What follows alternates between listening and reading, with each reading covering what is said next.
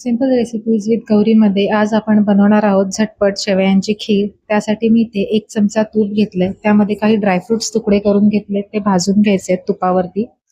आता यामध्ये आपल्याला घालायचे आहेत शेवया। या गव्हाच्या शेवया आहेत, थोड्याशा भाजलेल्याच असतात या, पण आपल्याला आणखीन 3 ते 4 मिनिटं तुपावर छान परतून घ्यायच्या आहेत।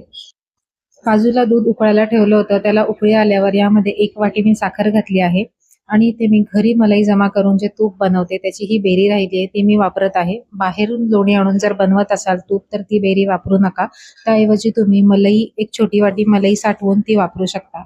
आता दुधाला उकळी आल्यानंतर यामध्ये भाजून घेतलेल्या शेवया घालायच्या आहेत, मिक्स करून पुन्हा छान 3 ते 4 मिनिटं खीर उकळून घ्यायची आहे। सगळ्यात शेवटी वेलची पावडर आणि व्हॅनिला एसेन्स घालायचा, यामुळे खिरीला सुगंध खूप छान येतो। गॅस बंद करून अर्ध्या तासानंतर बघू शकता खीर छान घट्ट अशी तयार झालेली आहे। संपूर्ण माहितीचा व्हिडिओ बघण्यासाठी खाली दिलेल्या त्रिकोणावर क्लिक करा।